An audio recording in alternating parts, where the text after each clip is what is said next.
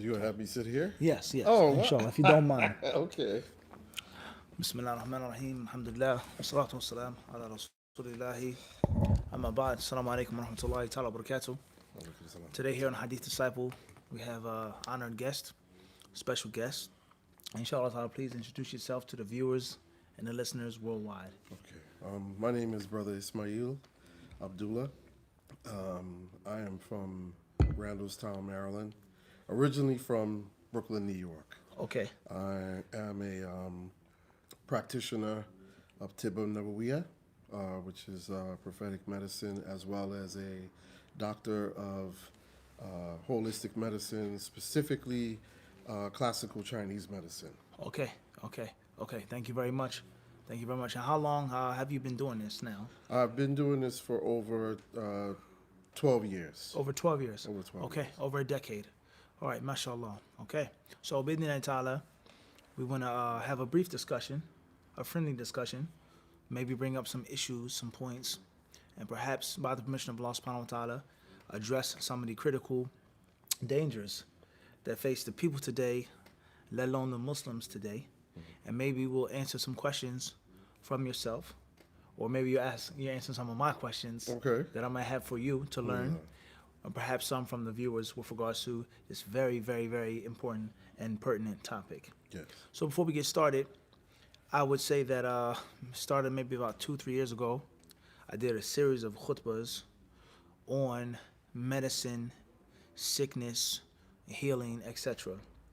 We call the title of the khutbah, or the series of the khutbahs, we have the cure for your sickness. Mm-hmm. We have the cure for your sickness. And I basically based these khutbahs on a chapter from Zadul Ma'ad, the provisions for the hereafter, by Ibn Qayyim al-Jawziyah. And we all know that the book in English, The Prophet's Medicine, is a selection of that book. Mm-hmm. So Ibn Qayyim, rahimahullah, who everyone should know, is one of my favorite authors, if not my favorite author in Islamic history. He discusses in the Prophet ﷺ's seerah, his whole entire life, from beginning to end, everything, from how he prayed, his battles, everything. And from that, something which cannot be ignored and neglected is medicine. And people becoming sick, people becoming ill, and preventing illness and preventing sickness. So some translators, or some people, even in Arabic, they took a selection out of that book and published it separately and called it At-Tibb al-Nabawi. And then from there, Dar es-Salaam translated it. But as we know, that's actually not a specific book, but it's just a part of a lifestyle. And I think that's crucial. You can speak on this more than I can, of understanding the proper concept of medicine, is that it's not a sideshow. We just get sick and we just get sick and pop a pill. Right. Or give me a shot, doc. Correct. I'm not feeling too well. But it's actually a part of a whole time and a culture. All right. Right. So with that being said, I think that me and you and any other doctor or practitioner of holistic medicine or Tibb Nabawi, we can all agree that it's important. And it's a subject that deserves more time and more attention. Yes. What we eat, what we don't eat. What we drink, what we don't drink. Different practices, cupping, whatever it may be. Right. Whatever it may be of maintaining our health, keeping our health, making it grow strong, and getting the best out of our life on this dunya. And the Prophet ﷺ, he tells us that the best of people are those who have long lives and obey Allah the most. The longest life upon obedience, not eating and drinking and fulfilling your desires, stacking money and building sky rises, but actually the ibadah.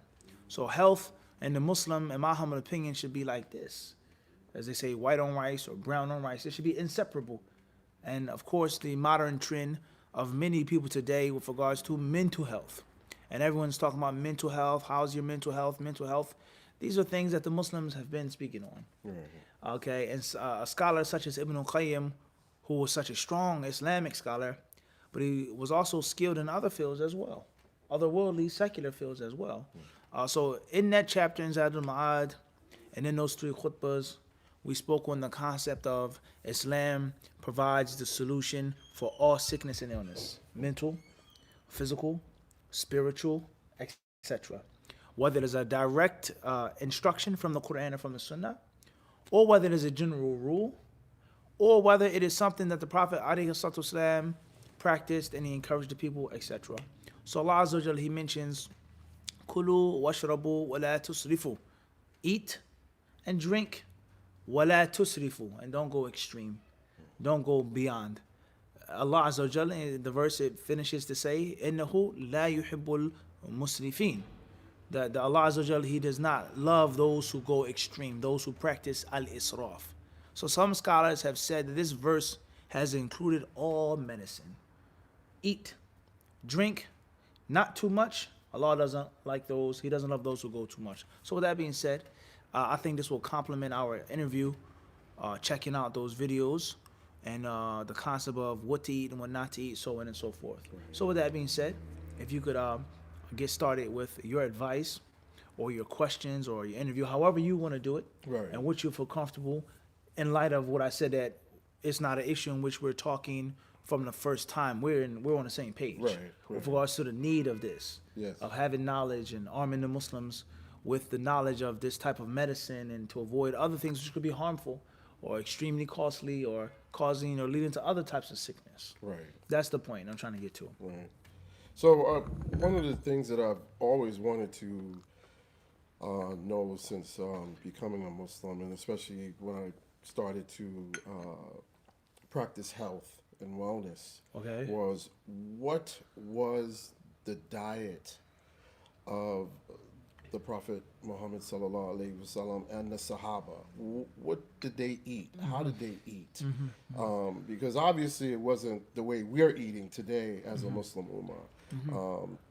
And so I always wanted to know if that was something that was documented as to how they ate. We know that they didn't overeat, but what did they eat? Did they eat a lot of meat?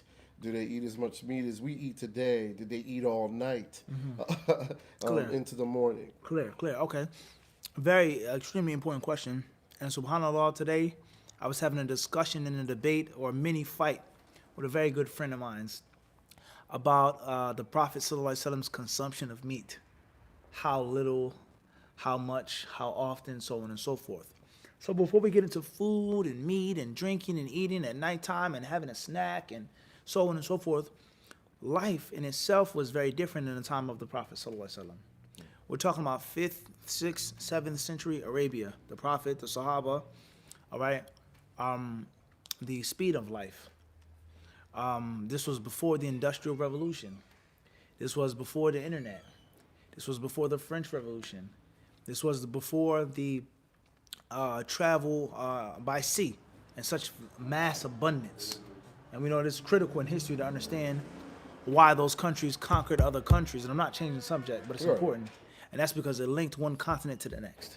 So a fruit or food that didn't exist in this continent now existed in that continent because of the ships, because of the Navy. Or we look at our country here, the United States, would rapidly change the pace of civilization. It was the horse, the Spanish horse, the European horse. That made a major clash between two societies. It helped and hurt it, or hurt both of them, the Spanish and the indigenous. It changed. Their society was never the same after the introduction of the horse to this continent. So the Prophet ﷺ lived in a different time, a different place, and life was very different. Many things that we indulge on and we gorge on and pig out on didn't even exist in the peninsula, let alone it was only seasonal, or it was only this small and not this big, or you only had one piece of it and not a whole plate of it. So the Prophet ﷺ and the Sahaba, they lived very differently. The Messenger of Allah ﷺ says in authentic hadith, كان يكره النوم قبل العشاء والحديث بعده. Is that the Prophet used to hate, he never liked people to sleep before Isha. And he never liked people to stay up after Isha. And to talk and stay up after Isha. So if that's with regards to sleeping before Isha and staying up after Isha, then what about eating at this time of the night? Eating this glob of meat, eating this big plate of fruit, eating this, things were very different. All right? So the Prophet, ﷺ, in brief, to keep things brief, oftentimes the Prophet ate what he had. Oftentimes he ate what was simple. If that included milk, if that included meat of a camel, if that included dates and water, if that included some type of barley or something else, or fresh fruits, fresh vegetables, okay, that's mentioned in the hadith. The Prophet ﷺ, كان يتتبع الدباء. He used to search for the dubba, qara, yani the concept of zucchini or squash. He was fond of that. He used to like that. So that's an example of a vegetable. The hadiths tell us that the Prophet ﷺ would want the fresh fruit when the season first came. They would bring it, the dates. They would bring it to the Prophet fresh. So the Prophet ﷺ, an accurate answer would be, number one, he ate a variety of things. He wasn't just a vegetarian, nor did he just eat meat. He wasn't just one mode. That's number one. That's proven in the hadith. Number two is that the Prophet's lifestyle, and I think this is very important for your specialty, is simplicity and lack of stress. Whatever was there, he would eat. And oftentimes I think people go out of their way, for good or for bad, to find something, to get something. And I think that adds to sickness. All right? So the Prophet says, number one, he ate a variety of things. Number two, he never stressed himself and went out of his way to get something. He ate what Allah had allowed him to eat. Number three, the Prophet, ﷺ, there are hadiths in which he was hungry, and the Sahaba were hungry. And let's ask ourselves the question, could the Prophet not have obtained some food? Could he not have told someone to bring him some food? Could Allah not give him if he made dua? But he sufficed himself with the temporary hunger. The hadith, we just talked about this last week's khutbah, that he would put a rock around his stomach. He tied it around his stomach. So there were times which the Prophet did not eat. And Aisha radiallahu anha narrated the months will go by, moons, literal translation, in which there will be no flames in the Prophet sallallahu alaihi wasallam's household, meaning nothing was ever cooked. So people talk about being a vegan or not eating this cooked and not eating that cooked, etc. There were days in which the Prophet didn't eat anything cooked. And the food that he ate the most was the two black things, meaning water and dates. Obviously, water isn't black, but the dates were black. So they called it the two simple things, al-aswadain. So there's a variety of things the Prophet ate. The Prophet ﷺ would eat, which was simple and easy. The Prophet ﷺ would never overeat. And he would advise his companions to do everything in moderation. Everything will be in moderation. As far as the specifics of what he used to eat, then there were some of the things that we mentioned. Right. Some of those fruits, the dates, such example, the concept of a batikh, okay, a melon, whether it's a watermelon, a honeydew, or cantaloupe, a batikh is mentioned in the hadiths. I'm sure you can tell me about the benefits of a melon for the body. The Prophet ﷺ, of course, he had water and zamzam, all right? And there are many things that he used to eat and he used to drink. But I think that things are very different than how we used to eat and how he used to eat and drink and how we do. The amount, the mixture and combination, and as you mentioned, the abundance. 3 meals a day, 4 meals a day, a snack, a dessert, yogurt, breakfast, this, that. Did they even eat like that? Right. Let alone the types of meats and the types of vegetables, organic, GMO, refrigerated, frozen, shipped. Or many people, they talk about organic fruits and vegetables, but it's wrapped in plastic. Right. You see what I'm saying to you? So it's very different. Right. And of course, there are many hadiths on the topic. But if I were to give you a summary, that's what it would be. Right. It was a variety of things. And there are many hadiths in which the Prophet ﷺ ate fresh things. Fresh things. And fresh things were given what? Preference. And every meal of the Prophet ﷺ was not meat. Every meal wasn't vegetables. Every meal wasn't always there, as we said. Times in which they were hungry, and times in which the Prophet ﷺ, he told the companions and he informed them the benefit, the blessing, and the danger and the curse of worldly things. And how wealth is sweet and green, the hadith says. In other words, you take it with precaution. You eat too much of it, you swallow too much of it, you consume too much of it, versus taking what you need and leaving off that which you don't need. Okay. And Allah knows best. So those are things that the Prophet used to eat. It'll be very difficult to mention every single hadith, of course. Right. Those are some of the things that he used to eat. And in most cases, those things were fresh. And of course, it was done in moderation. Right. It was done in moderation. In the walima, the hadith says, "Awlim walau bishah." All right, he told one of his companions, have a walima. Listen to this hadith. He says, make a walima, make a marital feast, even if it's one sheep. Listen to that now. Have a marital feast, even if it's only what? One sheep. Proving that one sheep was what? Enough. And that was a concept of, it was a treat, a feast. So the concept of, I want lamb chops and lamb shank, and I want this, and I want that. I want to give me a big plate. Life wasn't that open. And that's why I was mentioning to you about the revolutions and the travel by sea. We can just go to the supermarket, order it on Amazon. Right. No matter what the season. So things were very, very, very different in the time of the Prophet ﷺ. And did they, the Sahaba and along with eating or fasting Monday and Thursday, I was told that they also chose not to eat or eat every other day. Um, was that a spiritual Clear, discipline, clear, or clear, was for health and wellness, or just to clear. control the nafs? Crystal clear. Okay, well, the hadith that we mentioned, the Prophet says, Allahumma inni a'udhu bika min al-ju'. Oh Allah, protect me from hunger. فَإِنَّهُ بِئْسَ الضَّجِيعُ. Because it's the worst thing to sleep with at night. This hadith proves that sheer hunger and starvation isn't a virtue.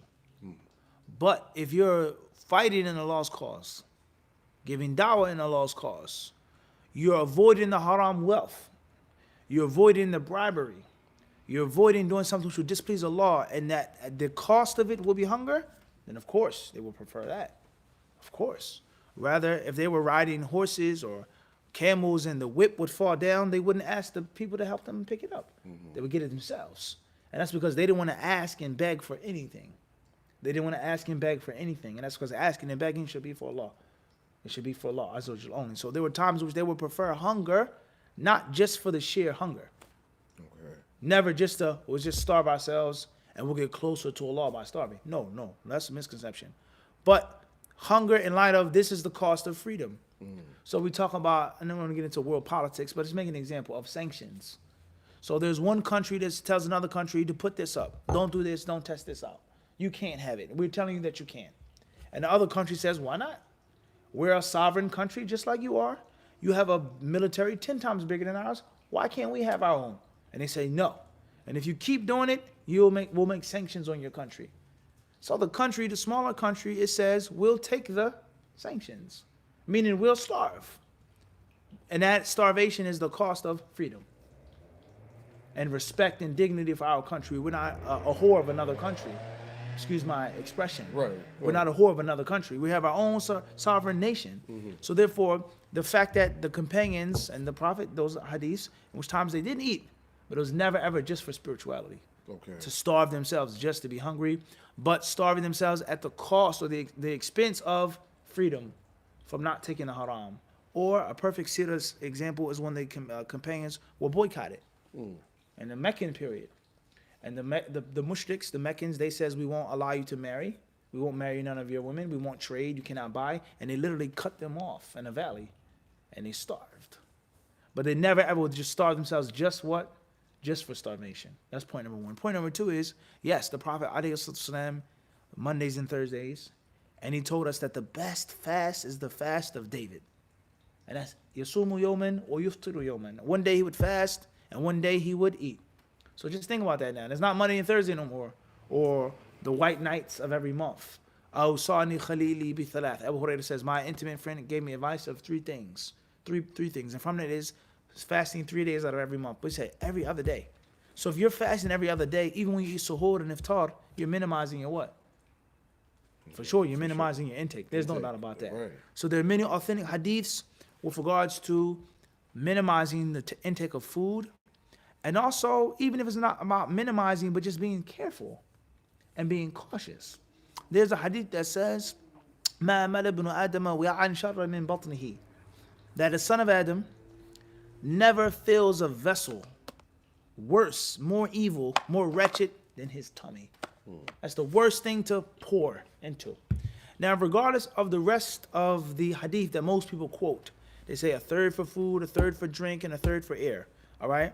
But let's talk about the first part of the hadith that talks about how much, and it also brings consciousness to putting in the stomach. Haram food, halal food from haram means, or gorging, eating too much. And that is the general concept of the stomach. All right? And the Arabs, I'm sure you've heard of this statement. They have a very, very iconic cliche term. They say, al-batnu da'ul, they say, baytul da'. They say the stomach is the house of illness. The stomach is the house of illness. So there are many hadiths in which the Prophet, he told us to be aware of what we eat. To be aware of Allah says, alladhina ya'kuluna riba, those who eat riba. And people live in riba. They drive on riba. They wear riba. But Allah only mentioned eat. And that's to show you the power of what? Of the concept of no doubt, of food in the stomach. So the Prophet, they fasted, the companions fasted. and they also ate. There were times in which they would prefer not to eat the food because there was a reason that was doubtful about it. But as far as sheer hunger and sheer starvation, that's something I haven't read in an authentic hadith. Okay. So was obesity frowned upon? Was it a sign of not being disciplined, or a sign of being Clear. over? Clear. Over. This is a very good question. And the ulama of Islam, they have spoken on this. And that's the hadith of Imran ibn al-Husayn, Abdullah ibn Mas'ud radiallahu anhum, and others in Bukhari and Muslim. The Prophet ﷺ says, خَيْرُ النَّاسِ قَرْنِي. The best of people is my generation. ثُمَّ الَّذِينَ يَلُونَهُمْ, then those who come after. And there's a discrepancy of this hadith. Did the Prophet ﷺ mention two after or just one? ثُمَّ الَّذِينَ يَلُونَهُمْ. So let's say the first three generations, the Prophet and the Sahaba. The Sahaba and the Tabi'een and their followers. The three first generations of Islam. The Prophet, he says, these are the best of people, right? Then he mentions a time will come in which people will give witness before they're even asked. People will be untrustworthy. They will be treacherous. In the hadith it says, وَيَظْهَرُ فِيهِمُ السِّمَنِ. And the people will have a lot of semen. The literal word he says they will have a lot of fat. That's what it says. So the hadith says that these people will say what they don't do what they don't say, do things they aren't needed to do, such as rushing to bear witness. And he says, وَيَظْهَرُ فِيهِمُ السِّمَنِ, and they'll have a bunch of obesity. So some scholars, they say this proves is that there's nothing wrong with being naturally big. Or even if a person had an illness, a car accident, or whatever. Right. But the concept of a person leaning towards dunya, in which a person eats, he's unconscious, he's never in a difficult situation, exercise, and he has semen, and he's obese. Also, we have hadiths in which the Prophet ﷺ says, Yushiku, he says, a time will come towards the end of time, in which a man will be sitting ala arikatihi. He'll be lying back on his sofa, his couch. Shib'anu. The hadith says his belly will be full. Ya'tihi amrun mimma amartu bihi. He says, one of my commands will come to him. One of my prohibitions, meaning a hadith. And the man will say, ma nadri, ma wajadna fi kitabillahi taba'nahu. He says, we don't know. Whatever we find in Allah's book, that's what we're going to follow.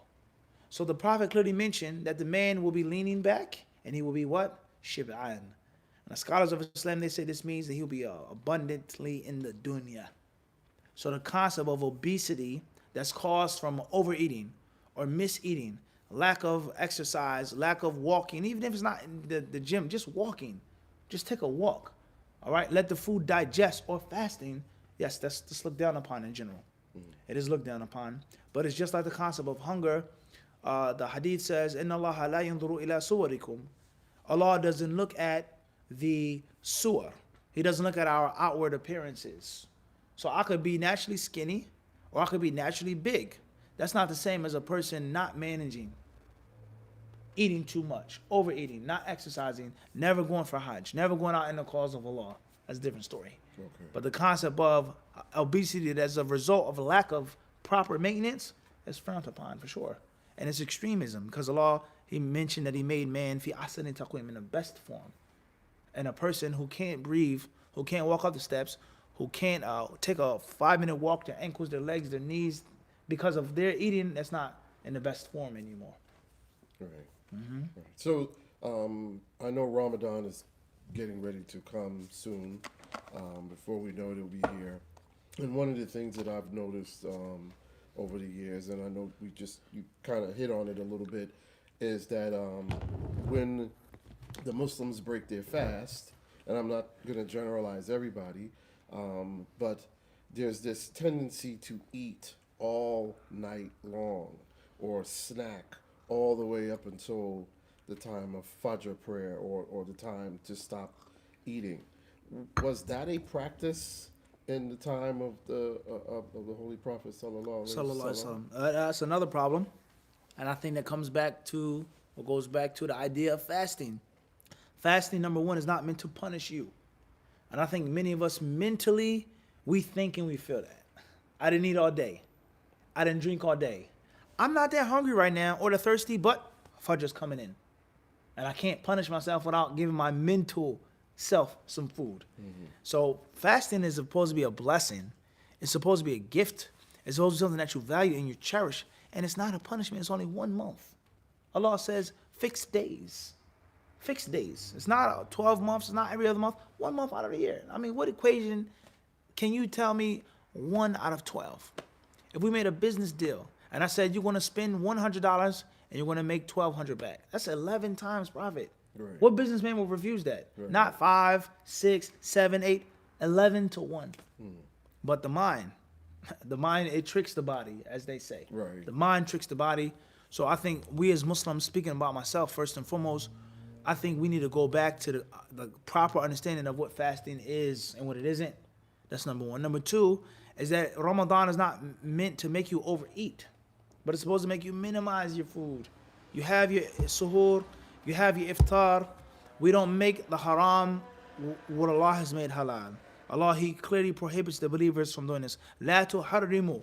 Do not make unlawful the tayyibat that Allah has made lawful for you. Wala ta'tadu. And do not exceed the boundaries. So we don't tell the people that they can't have a snack or they can't have this, but we do tell the people that Ramadan is not meant to make you eat more. And it's not meant to make you eat in weird and awkward times. But it's supposed to make you realize less and be mindful of others. So that's a problem. Eating a huge, gigantic suhoor is a problem. Greasy suhoor is a problem. Foods that want to make you sleep, that's a problem. All right. I'm no dietitian or anything. I'm no specialist. But my simple mind, yani, bacon and eggs and this grease versus a bowl of oatmeal and fresh fruit. Right. There's a difference. Right. There's a huge difference, okay? Or just me, I'm gonna, as we say, fizzy pop or soda. I'm gonna keep drinking a bunch of soda and a bunch of juice, and I'm gonna be thirsty in 20 minutes. My skin, everything's gonna be dehydrated versus me drinking water. All right, so suhoor, overeating, suhoor, iftar, a huge, gigantic iftar, stuff in your face. You don't want to pray tarawih. You want to go to sleep. Another very common mistake when it's time to make iftar. Iftar is iftar. You have your dates.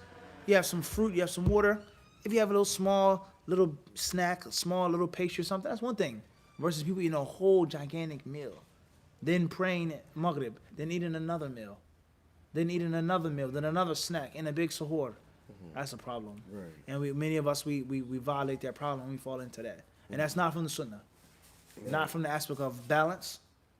Or we mentioned about the foods, the amount of foods, and the availability of foods. So I think oftentimes when it comes to our health, we're victims of our society. A blessing and a curse.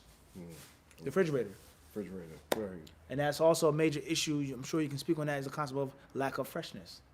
And things like this. Right. And Allah knows best.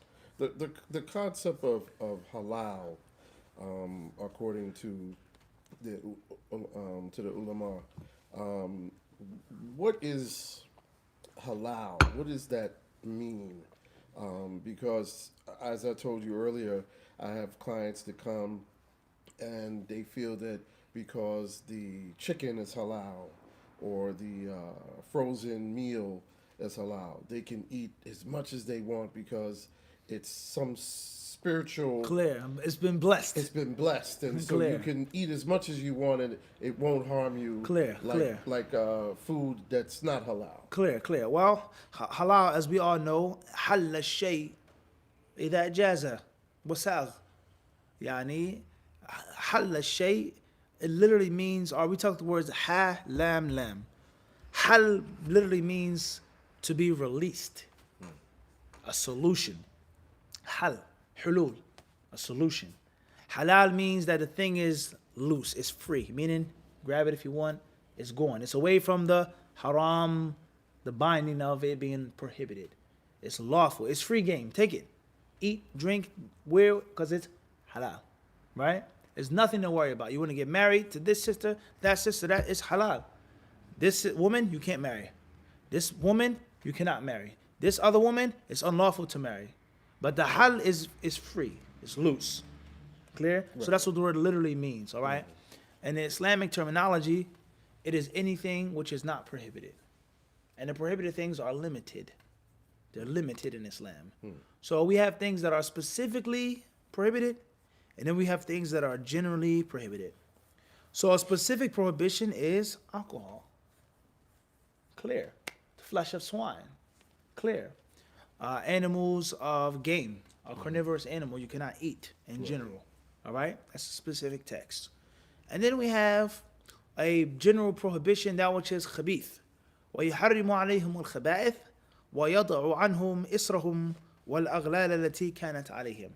Allah mentions in the 7th chapter, الَّذِينَ, he talks about those of the previous scriptures, يَجِدُونَهُ مَكْتُوبًا عِنْدَهُمْ فِي التَّوْرَاةِ وَالْإِنْجِيلِ يَأْمُرُهُم بِالْمَعْرُوفِ وَيَنْهَاهُمْ عَنِ الْمُنكَرِ وَيُحِلُّ لَهُمُ الطَّيِّبَاتِ وَيُحَرِّمُ عَلَيْهِمُ الْخَبَائِثِ وَيَضَعُ عَنْهُمْ إِسْرَهُمْ وَالْأَغْلَالَ الَّتِي كَانَتْ عَلَيْهِمْ. Allah mentions that this prophet, these Jews and Christians, these people of the previous scriptures, they find him maktuban, he's written down in their previous books, in the Injil and in the Torah.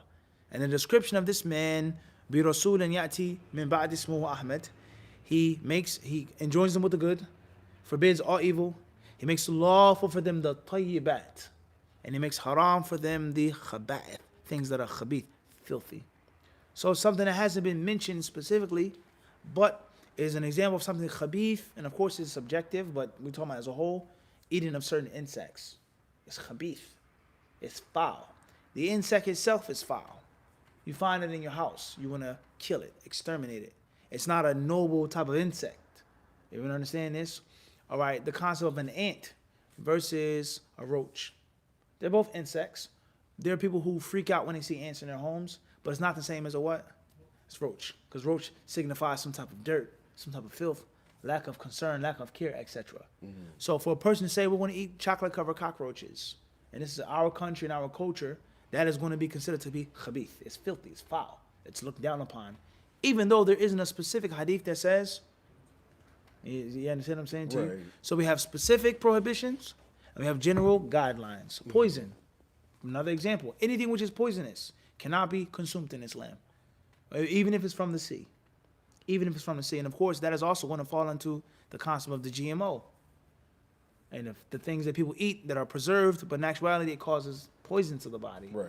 All right. Farm-raised fish. It's halal, it's tayyib, but because it's raised in a certain way, fed in a certain way, it's totally overcrowded.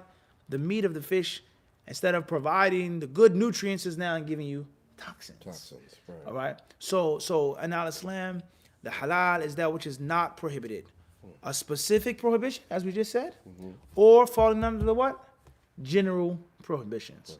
Okay, that's first and foremost. So therefore, when it comes to fruits, vegetables, grains, nuts, lawful.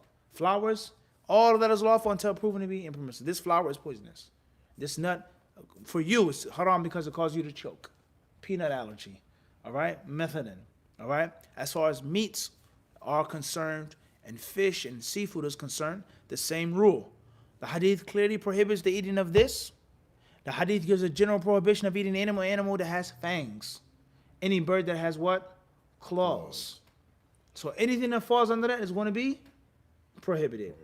Anything that does not fall under that is lawful to eat. You want to eat turkey. You want to be vegetarian. You want to have spinach. You want to have cauliflower. You want to eat carrots. You want to have chicken breast, etc. That's up to you, because it doesn't fall under the haram commandments or prohibitions. Clear on that? Right. So the concept of just because something says halal doesn't mean that you can eat as much as you want.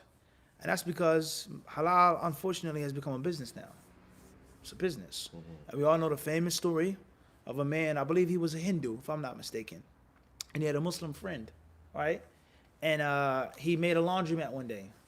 And he called it the halal laundromat. So the Muslim friend, he went to him like, what the heck is wrong with you, man? There's no halal laundromat. We're like, why did you put that there? And the Hindu friend, he says, listen, I put halal in front of my laundromat because I've noticed any cart, anything, whenever the Muslims just see the word, they rush towards it. They ask no questions. They buy it, they eat it, they consume it. So I saw that halal was booming business. So therefore, why not make a halal laundromat? You get the point I'm trying to make? Right. So just because it says halal doesn't mean that it's actually halal. Or if it's halal, it doesn't mean that it was handled the best way. And I'm not saying it's haram to eat everything. That's not my point. But there are things, it could be poison in it. It could be preservatives. It could be this different type of color and this thing and that thing. So just because it's halal, it was slaughtered, it doesn't mean that the meat is the best quality. Or it doesn't mean that you should have a whole plate of it. So we talk about eating meat. And of course, that's a long discussion and a controversy. I myself, I'm not a vegetarian. I'm not a vegan. and I don't believe in those things as a Muslim, as a Right. Muslim of Quran and Sunnah. But we know just because it's lawful for you to eat meat, it doesn't mean that you eat a whole entire chicken versus a one half of a chicken breast with other foods, whatever you eat. Versus give me 2 drumsticks, give me 2 wings, give me 2 this, give me 2 that. Fried, baked, olive oil, and the list goes on. There's a way of eating the food, the point I'm trying to get to. So therefore, just because something is halal doesn't mean that you gorge and pig out. That's the point. Let alone the fact that just because it's in a box, it doesn't mean it's the best thing for you. It may not be no sin in eating it, but why would you want to even eat a TV dinner and you can have a fresh one? And of course, I'm going to be honest with you. You may differ with me. We may agree to disagree. Sometimes when you travel, you don't have a choice. Right. Or it's a difficulty. You pack your fruits, your sandwiches, but sometimes you run out of that. Or it gets confiscated in the airport. Right. Sometimes you're hungry and you need something, and it may be a halal fast food type of thing. That's fine. But every night, Right. Right. breakfast, lunch, dinner, Right. a That's whole. problem. Okay, so it's always going to be, even if it's lawful to eat spiritually, it doesn't mean that you just do it recklessly. It doesn't mean that you do it what? Recklessly. And of course, we all believe in chemistry. Certain things just don't match. This food and that food don't belong on the same plate. And that's another thing about the Prophet ﷺ and the Sahaba. They didn't always mix and match everything that we what? Mix and match. Mix and Even match. even with medicine. Right. Even with medicine. You know this. All medicines don't what? Work together. That's right. And this is a tea versus powder. Correct? Right. This is put into the bloodstream versus you rub this on top of it. So there's always a way. And Allah knows best. Yeah, that's what I would say about that. Right. So as a student of knowledge, I know there's a lot of emphasis on exercising the mind and studying and memorization. How important is physical fitness coming to that equation? Clear. Is that something that one should incorporate in their daily HadithDisciple regimen? Clear. Well, anybody who knows me knows that I'm a fanatic for tea. Alhamdulillah. It's one of my favorite pastimes, quote unquote. Love tea. So, if I have some tea from Japan, a friend of mine, he brought it back, top-notch tea, it's expensive tea, it's organic, so on and so on and so forth. So how am I going to make the tea? What type of water am I going to use? Spring water, alkaline water, tap water, spigot water, water from a brook or a pond, right? Am I boiling it, a sharp boil, etc.? How long is it going to steep, infuse, etc., etc., etc.? But I don't give no concern or care to what I put the tea in. I could put it in a plastic bottle. Is the plastic bottle going to shrink? The chemicals from the plastic, wooden, how long will it stay hot in a wooden container? Right. Stainless steel, or am I going to use glass? And what type of glass am I going to use? It doesn't matter. I have some tea that costs, $50 from Japan. It doesn't matter. Who cares how expensive the tea was? Who cares how delicate the tea is? I can just put it in anything versus me giving a great deal of care and concern of what I store the tea in. Because without the vessel, the tea is what? Worthless. I can't drink it. I can't get any benefit. My body, digestive system, my mind, unless I have some quality. And I would prefer glass instead of steel. Right. All right? Glass keeps the pure taste, less chemicals, so on and so on and so forth. So the shell of the egg is just as important as the what? The yolk and the white. Right. So people talking about the mind, the spirit. There's no doubt about that. But if you're sick, how much studying can you do? How much? When you're sick. I have a headache, right? Exactly. Point proven or not. Everyone understand this? So the concept of the concept of the body is the vessel of the mind and the soul and the spirit, right? Mm-hmm. You see the point? Right. Now I'm fiddling and fumble with my thing and I let the tea out. So it has to be secure. Right. It has to be tight. Okay, so I think that many people, they go extreme. And of course, I like to read and study. Of course, we know this, but it doesn't mean that you ignore your body. And the point I'm trying to get to is, if you don't look after your body, even if to an extent, your mind is going to be useless. Because the mind is only inside of the Body. You get hit in the head the wrong way. Your knowledge is what? Gone. Finished. Over. You have a heart attack. Okay, you have a migraine, you have a stomach, you can't teach, you can't do anything, you can't pray. Mm. So we talking about a full circle, mind, body, and soul. Right. Mind, body, and soul. And Islam, the Prophet ﷺ tells us the two favors that most people lose out on is good health and free time. Good health. So health has never been ignored or neglected in the Quran and Sunnah, nor to the Muslims. Now, the different habits, hobbies, bad habits, that's a different story. So therefore, Hadith disciples, of course, they should be mindful of what they eat. Walking. Alhamdulillah, you drive, you get on a bus and train, every now and then, walk. Walk to work, walk home. Give yourself a 20-minute walk, a 30-minute walk. Or some people, they like to run. And we also did classes, alhamdulillah, on the gym. And working out on the gym. And of course, that's a long discussion. Calisthenics, pumping iron. We're not getting into the details of that. Right. But the concept of just looking after your body. Right. So sleep, how long you sleep. Are you married versus single? That's another problem with regards to physical, mental, and spiritual health. You have brothers, a lot of brothers, they grow around and they're not married. They're never married. They could go ill. You see what I'm saying? It's not healthy for the body. Okay? So there lies no doubt a part of that regiment or that training, the day-to-day schedule should be physical. Whether it's walking, running, whether it's lifting weights, jump rope, whether it's on a bicycle, whether it's on some type of art or boxing, whatever it is, cardiovascular, and the strength of the body is just as important as what? The mind. And of course, if I had to pick just the mind and the soul and have a weak, frail body, I would do that. Right. But we don't live in that situation or that time in which we don't have access to looking after our bodies. That's the point. So it's very important. No doubt about that. We support that. Okay. Yeah, we support that 100%. And there was a question one of the sisters wanted me to address was, what is the scholars' take on women getting together, Muslim women getting together to organize a exercise class Clear. for themselves? Clear. Right. Well, it goes back to, like we said, all things are permissible until proven impermissible. And we have general commandments of preserving the trust, the amana. Our bodies are a trust, as if Allah loaned them to us. Lillahi ma fi samawati wa ma fi al-ard. To Allah belong everything in heavens and earth. We don't own nothing. Allah lends us these things. And of course, if I lend you something, I want it back. And I want it back in what?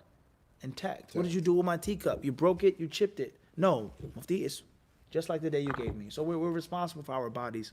So women, exercising, working out, getting together, is nothing wrong with that. In the Quran and the Sunnah. And it's no different than men working out with regards to how they dress, what you wear. And of course, there are many different trapdoors of the modern day workout culture, for sure. Showing off your body, all right, flashing your body, your muscles, you're toning up on social media, going to the gym to find girls, going to the gym to find guys, a person thinking, even if it's subtly, that they're never going to die. And we warn from this because many people, they think that, even if it's subtly, shaitan tricks them. I eat good foods, I don't drink this, I don't have no meats, I work out, I'm just going to live forever. And that's a trick of shaitan. That's a trick. We all know this. So as long as they're not doing anything which displeases Allah, they're covered properly, they're not wasting any other obligations, and this is a means of them fraternizing for Allah's sake, getting to know each other. And, women, our sisters, they get married, they have children, and the brother, he wants another child and a third and fourth child. When does she have time to work on her body, her health, inside and outside? And we all know the good that comes out of physical fitness, even if it's not in the gym. Just the concept of physical fitness and how exercise helps the mind, and it helps you retain. So therefore, there's nothing wrong with sisters getting together and working out, as long as they're not violating the rules of the deen, such as inappropriate clothing. And of course, we can't talk about that in the time that we have. And of course, the concept of wasting obligations, which many brothers, they do. They go to the gym, but they won't take care of their wives. They go to the gym, but they don't study anything from the Quran. Or they won't even go to work. They say, well, I'm working out right now. So as long as they're not wasting their obligations, and as long as they're dressed properly, they're avoiding backbiting and other things that some sisters do, it's nothing wrong with that. Rather, it's a good thing. It's an encourageable thing. And the Muslim should be strong mentally, physically, and of course, spiritually. And Allah surely knows best. Second to the last question I wanted to ask.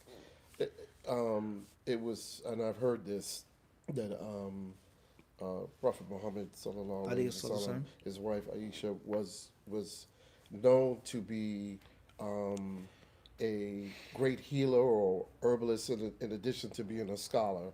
Um, did she ever document any of the things besides you hear about the black seed and the honey? Are Clear. there other things like the teas Clear. that the Rasulullah Alayhi sallallahu alaihi wasallam salatu yes, Tayyib. used? I've come across this briefly, to be honest with you, not extensively. With regards to Aisha radiallahu anha has knowledge of medicine. Just very briefly, and it was a while back, I came across some source that mentioned that she had some knowledge of medicine. But I haven't dug into it extensively, so I can't act like I have. Okay. Okay? And I'm not going to try. Right. But I did come across it before. So a while ago. Inshallah, I'll re-look into it for you again. Okay. In general, the Prophet ﷺ and the companions, they had medicine. It was a big part of their culture. A big part of their culture.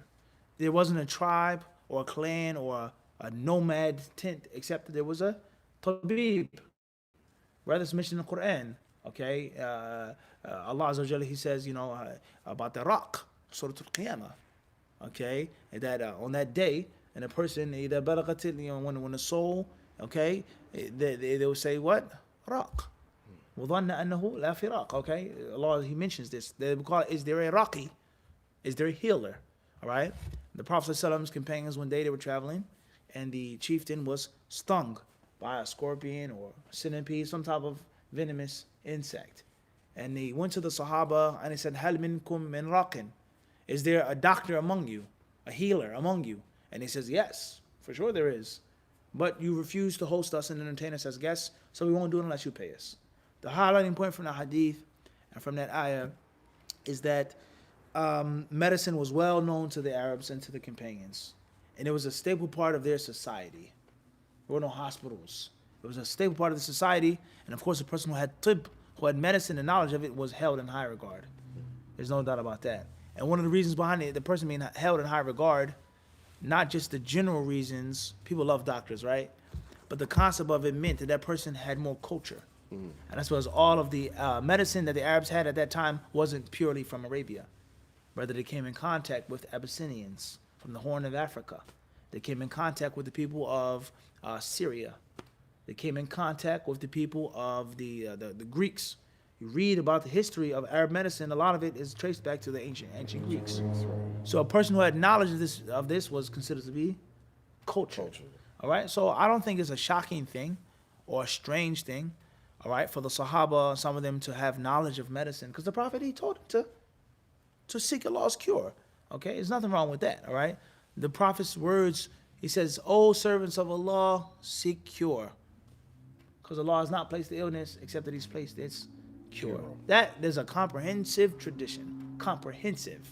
The Prophet's telling us to learn medicine, to study medicine, whether it's from the Chinese, whether it's from the Abyssinians, wherever we learn it from, and we put it together and we make it Islamically compliant. These people use snakes. These people use this. These people use this spirit. Call on these ancestors. We strip all of that and get the good halal stuff. So I don't think it's a strange thing for the companions and those people to know that. The specific knowledge of Aisha is something I haven't read extensively. And I wouldn't like to speak on something unless I'm confident about it. Yeah. Understood. And then final question, how do you balance study, family, teaching, and get your physical fitness in? It's a hard question. It's a hard question. And me answering that question, I definitely would be hypocritical because I'm definitely not the best person when it comes to health. There's some students of mine, they may witness me violating rules of health, okay? Or your family or your wife or this person or that person, they'll say to you, well, what are you eating? Or why are you eating this? Or you're eating too much meat.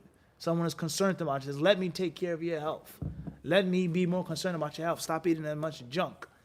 And to be honest with you, when you travel and when you study and when you have such a rigorous schedule, sometimes certain things have to be sacrificed. Sometimes. But to the point in which you do that every day, every time, every meal, no. Or even if you have to have some junk every now and then, or not even that, deeper than that, subhanAllah. It may not be eating bad, you may not have time to eat. Okay, people talking about eating, you don't have time to eat a proper meal.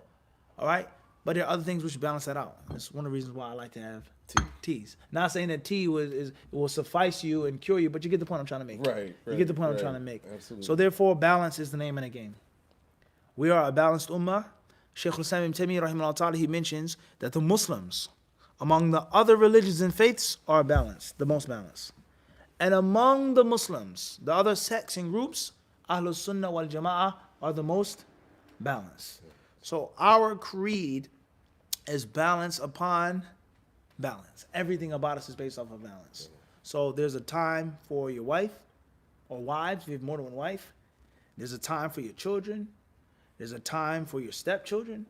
There's a time for your physical health, your mental health, for reading, for doing, your friends, your students. Balance. And the further we go in understanding the necessity of balance and how it's the vertebrae, it's the backbone of the Muslim, the easier it is for you to attempt to do it. But of course, we all fall short. And of course, you have to give precedence. Right. Some things are more important than others in certain times. But I think that the one who tries, Allah will help him for sure. Yeah, Allah will help him. If you're sincere and you actually attempt to do it, Allah will help you. Yeah, and Allah surely knows best. Jazakallah khairan. Hopefully this will be the first time and not the last. No, hopefully we'll have more time. Talk about some more things. Next time, maybe you'll ask me questions. Yes, definitely. I asked you all we have a lot of stuff for the disciples out there. Inshallah, we prayed to Allah that we have the ability to meet up, and inshallah ta'ala trade, or we say connect thoughts. Absolutely. Jazakallah khair. Thank you very much. Thank you. Shukran for the interview. Allah bless you. Assalamu alaikum wa rahmatullahi wa barakatuh.